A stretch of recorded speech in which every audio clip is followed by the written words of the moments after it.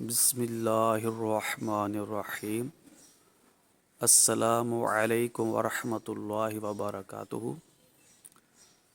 سورۃ البقرہ کی آیت نمبر 6 کے چند کلمات آپ کے سامنے تحریری شکل میں موجود ہیں۔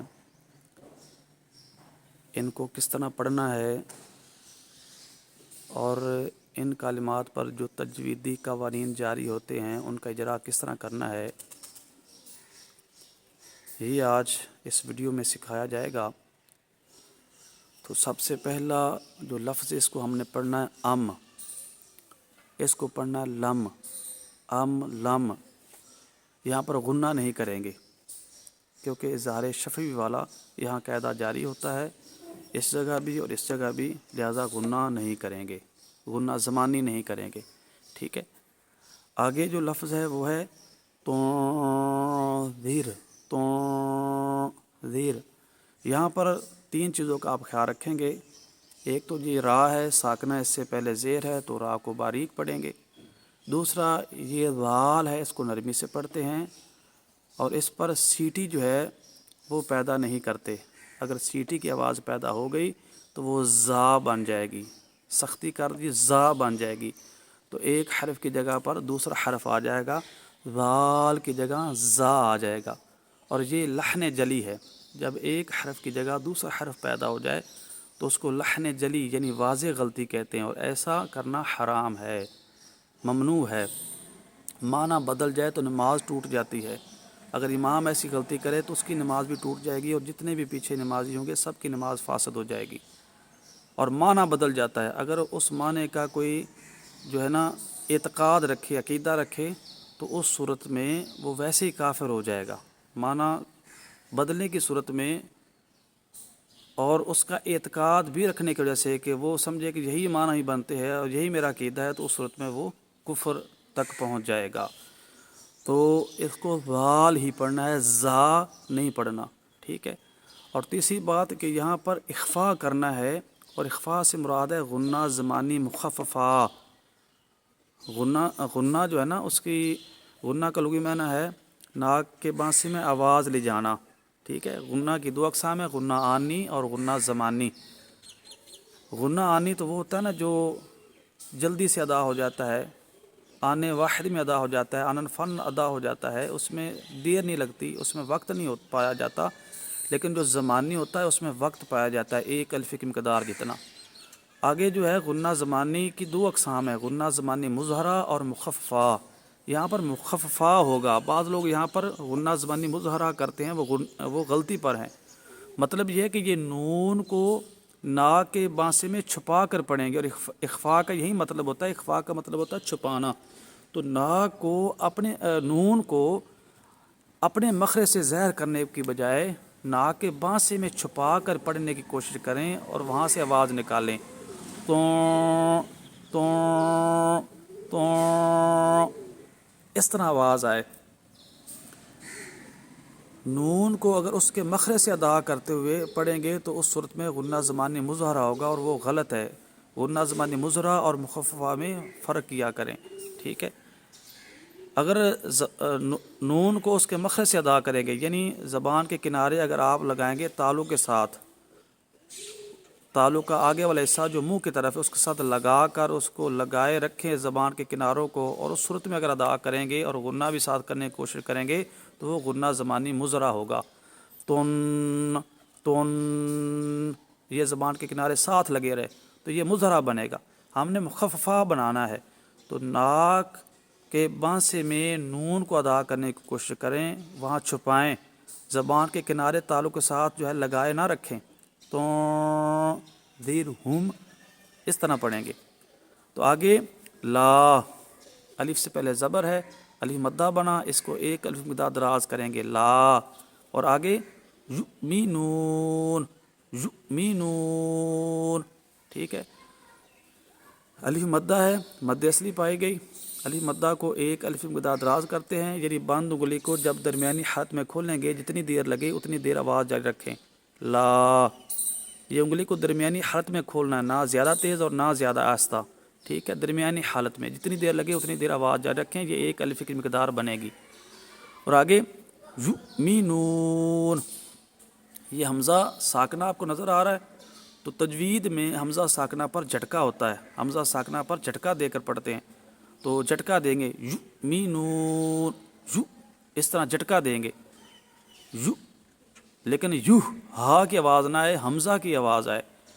لیکن صرف کا ایک قاعدہ ہے اس میں یہ ہے کہ حمزہ ساکنہ کو ما قبل حرف کی حرکت کے موافق حرف علت سے بدل کر پڑھتے ہیں، تو صرف کی روشنی میں اسے ہم یومینون بھی کر سکتے ہیں، یو یعنی واو مدہ بن جائے گی، لیکن وہ صرف کا قاعدہ ہے۔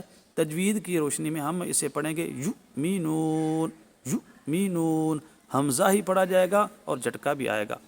آگے اس کو می پڑھیں گے، میں نہیں پڑھیں گے۔ نون جب وقف کریں گے مد عارض بنے گی تو زیادہ دراز کریں گے، کم سے کم 2 الف دار، زیادہ سے زیادہ 3 الف کی مقدار، لیکن اگر وقف نہیں کریں گے وصل کریں گے تو اس صورت میں واو مدہ ہے تو 1 الف کی مقدار دراز کیا جائے گا۔ اب ہم تجویدی قوانین کی طرف آتے ہیں، تو یہ یاد رکھیں یہ جو حمزہ ہے شروع میں یہ وصلی نہیں ہے، یہ نہیں گرے گا وصل کے دوران، ٹھیک ہے۔ حمزہ قطعی یعنی یقینی حمزہ ہے، یہ گرے گا نہیں، یہ مراد ہے۔ دوسری جگہ پر یہ اظہار شفوی یعنی میم ساکنہ پر یہاں پر جو قاعدہ ہے نا میم ساکنہ پر وہ اظہار شفوی والا ہے، یہاں پر بھی اظہار شفوی والا، یہاں پر بھی اظہار شفوی والا قاعدہ جاری ہوگا۔ میم ساکنہ کا جو قاعدہ یہاں پر جاری ہوتا ہے وہ کون سا؟ اظہار شفوی والا۔ یہ دیکھیں میم ساکنہ موجود ہے، میم ساکنہ کے 3 قاعدے ہیں۔ پہلے قاعدے کا نام ہے ادغام شفوی، دوسرے کا نام ہے اخفاء شفوی، اور تیسرے کا نام ہے اظہار شفوی۔ یہ شفوی کا جب ساتھ لفظ لگائیں گے تو یہ فرق پیدا ہوگا نون ساکن اور تنوین کے قیدوں کے درمیان اور میم ساکن کے قیدوں کے درمیان۔ جب صرف ادغام بولا جائے گا تو اس سے مراد نون ساکن اور تنوین والا قاعدہ مراد ہوگا، ادغام یرملون جسے کہتے ہیں۔ جب اخفاء آپ بولیں گے ساتھ شفوی کا استعمال نہیں ہوگا تو اس وقت جو ہے نا نون ساکن کا قاعدہ مراد ہوگا۔ جب اظہار کا لفظ بولیں گے تو اس وقت وہ نون ساکن والا قاعدہ جس میں نون ساکن یا تنوین کے بعد حرف حلقیہ میں سے کوئی حرف آ جائے وہ مراد ہوگا۔ لیکن جب ہم شفوی کا ساتھ لفظ استعمال کریں گے تو پھر اس سے مراد میم ساکن کے قاعدے ہوں گے، لہٰذا جب میم ساکن کا کوئی قاعدہ ہو پوچھا جائے تو آپ نے ساتھ شفوی کا لفظ جو ہے استعمال کرنا ہے، ادغام شفوی، اخفاء شفوی، اظہار شفوی۔ جب میم ساکنہ کے بعد دوسری میم آ جائے تو پہلی میم کا دوسری میم میں ادغام کرتے ہیں، تشدید آ جاتی ہے اور ساتھ ساتھ وہاں غنہ زمانی مظہرہ کرتے ہیں، ٹھیک ہے۔ تو یہاں پر دیکھیں میم ساکنہ موجود ہے اور آگے میم جو ہے وہ زبر والی موجود تھی، لیکن جب ادغام شفوی والا قاعدہ چلا تو یہ تشدید لگی اور ساتھ غنہ بھی ہوگا۔ وَلَكُمْ ما نہیں کریں گے، کم یہاں پر غنہ زمانی مظہرہ کریں گے۔ جب میم ساکنہ کے بعد با ہو تو میم ساکنہ کو با کے مخرج میں چھپا کر غنہ زمانی مخففہ کر کے پڑھیں گے، یہاں پر غنہ زمانی مخففہ ہوگا، ٹھیک ہے، غنہ ہوگا زمانی بھی ہوگا اور مخففہ ہوگا جب میم ساکنہ کے بعد با ہو۔ تم بھی، ٹھیک ہے، اس طرح پڑھیں گے۔ تیسری صورت جب میم ساکنہ کے بعد نہ میم ہو نہ با ہو، ٹھیک ہے، کیونکہ میم ساکنہ کے بعد اگر میم ہوگی تو ادغام شفوی والا قاعدہ چلے گا، اگر میم ساکنہ کے بعد با ہوگی تو اخفاء شفوی والا چلے گا۔ جب میم ساکنہ کے بعد نہ میم ہو نہ با ہو اور نہ الف ہو، کیونکہ الف جو ہے نا میم ساکنہ کے بعد کبھی نہیں آتا، نہ الف ہو، باقی 26 حروف میں سے کوئی حرف آ جائے تو وہاں اظہار شفوی والا قاعدہ ہوگا، یعنی وہاں غنہ نہیں کرے گا، نہ غنہ زمانی مظہرہ ہوگا نہ ہی غنہ زمانی مخففہ ہوگا۔ ہاں غنہ آنی ہوگا کیونکہ میم کی ذات میں ہی غنہ آنی پایا جاتا ہے اور وہ جلدی سے ادا ہو جاتا ہے، اور یہ صفت لازمہ ہے غنہ آنی، یہ حرف سے جدا نہیں ہو سکتا، غنہ ہوگا لیکن غنہ آنی پایا جائے گا۔ اگر غنہ آنی کا بھی کوئی اقرار نہیں کرتا تو وہ صفت لازمہ کا انکار کر رہا ہے، ٹھیک ہے۔ تو یہ اظہار شفوی والا قاعدہ یہاں پر جاری کریں گے۔ آگے اخفاء، یہاں پر اخفاء والا قاعدہ جاری ہونا ہے۔ نون ساکنہ کے بعد جب حروف حلقیہ بھی نہ ہوں، حروف یرملون میں سے بھی کوئی حرف نہ ہو، با اور الف کے علاوہ باقی حروف میں کوئی حرف آ جائے تو وہاں اخفاء والا قاعدہ جاری ہوگا، ٹھیک ہے۔ نون ساکنہ کے بعد اگر حروف حلقیہ میں سے کوئی حرف ہو تو اظہار ہوتا ہے، نون ساکن کے بعد اگر حروف یرملون میں سے کوئی ہوگا تو وہاں ادغام یرملون والا قاعدہ ہوگا۔ جب نون ساکنہ کے بعد با آ جائے تو وہاں پر اقلاب جسے ابدال بھی کہتے ہیں وہ قاعدہ جاری ہوگا۔ لیکن جب نون ساکنہ کے بعد نہ حروف حلقیہ میں سے کوئی حرف ہو، نہ حروف یرملون میں سے کوئی حرف ہو، نہ با ہو نہ الف ہو، باقی 15 حروف میں سے کوئی حرف آ جائے تو وہاں اخفاء والا قاعدہ جاری ہوگا۔ تو نون ساکنہ کو ناک کے بانسے میں چھپا کر پڑھیں گے، یہی اخفاء ہے، ٹھیک ہے۔ تو یہاں پر اخفاء والا قاعدہ جاری ہوگا۔ را کو باریک، را ساکنہ سے پہلے زیر ہو تو را کو باریک پڑھتے ہیں، را ساکنہ سے پہلے زبر یا پیش ہو تو را کو پر پڑھتے ہیں۔ تو یہاں پر باریک پڑھی جائے گی را، کیونکہ اس سے پہلے زیر ہے۔ الف مدہ، الف سے پہلے زبر ہو تو اس کو الف مدہ کہتے ہیں، اس کو ایک الف مقدار دراز کر کے پڑھیں گے۔ حمزہ ساکنہ، یہ حمزہ جو ہے ساکنہ موجود ہے تو اس کو یہاں پر جھٹکا دے کر پڑھیں گے۔ وصل کی صورت میں مد اصلی پائی جائے گی، وصلاً مد اصلی، یعنی واو ساکنہ سے پہلے پیش ہے، جب وصل کریں گے آگے تو نون کی زبر پڑی جائے گی، آگے کوئی مد فرعی بننے کا سبب بھی نہیں ہے تو مد اصلی ہے، مد اصلی بنے گی، لہذا اس کو ایک الف مقدار دراز کریں گے۔ مد کا لغوی معنی ہوتا ہے دراز کرنا، لمبا کرنا، کھینچنا۔ جب مد کو اس کی اصلی مقدار جتنا دراز کیا جائے، اور اصلی مقدار کتنی ہوتی ہے؟ ایک الف مقدار، تو جب مد کو اس کی اصلی مقدار جتنا دراز کیا جائے تو اس کو مد اصلی کہتے ہیں، کیونکہ وہ اپنی ذاتی جو مقدار ہے اس کے اندر موجود ہے، جو اصلی مقدار ہے اس کی مقدار جتنا دراز کیا گیا۔ یہ اس صورت میں جب حروف مدہ یا کھڑی حرکات کے بعد 3 اسباب میں سے کوئی سبب نہ ہو، نہ ہی سکون آگے موجود ہو، نہ ہی حمزہ موجود ہو، اور نہ ہی تشدید ہو، کیونکہ اگر سکون ہوگا تو مد بسکون بنے گی، اگر حروف مدہ یا کھڑی حرکات کے بعد حمزہ ہوگا تو مد بالحمزہ بن جائے گی، اگر حروف مدہ یا کھڑی حرکات کے بعد تشدید ہوگی تو وہ مد بتشدید بن جائے گی، تو مد فرعی میں کام چلا جائے گا۔ تو ہم نے مد اصلی میں رہنا ہے، کیونکہ جب وصل کریں گے تو کوئی آگے سبب نہیں ہے 3 اسباب میں سے۔ ہاں جب وقف کریں گے تو وقف کی صورت میں مد عارض بنے گی، کیوں؟ جب حروف مدہ یا کھڑی حرکات کے بعد سکون آ جائے تو وہ مد بسکون بنتی ہے، یہ جب وقف کریں گے تو عارضی طور پر یہاں پر جزم لگے گی جس کو سکون کہتے ہیں۔ تو اب چونکہ سکون آگے آ گیا، مد بسکون بنی۔ مد بسکون کی 2 اقسام ہیں، مد بسکون لازمی اور عارضی۔ جب وہ سکون عارضی طور پر آیا ہو وقف کرنے کی وجہ سے تو اس کو مد بسکون عارضی کہتے ہیں، تو یہ مد بسکون عارضی بنے گی۔ مد بسکون عارضی کے آگے 2 اقسام ہیں، مد عارض اور مد لین عارض۔ جب حروف مدہ کے بعد یا کھڑی حرکات کے بعد سکون عارضی طور پر آئے تو اس کو مد عارض کہتے ہیں، لہٰذا یہاں مد عارض بنے گی۔ آگے وقف بالاسکان، غیر ساکن کو ساکن کر کے وقف کرنے کو وقف بالاسکان کہتے ہیں۔ چونکہ یہاں پر زبر موجود ہے، وقف کرنے کی وجہ سے جزم لگی تھا تو غیر ساکن یعنی ساکن نہیں تھا یہ نون، لیکن وقف کرنے کی وجہ سے اسے ساکن کر دیا تو اب غیر ساکن کو ساکن کیا، ساکن کر کے وقف کیا، اس لیے اس کو وقف بالاسکان کہیں گے۔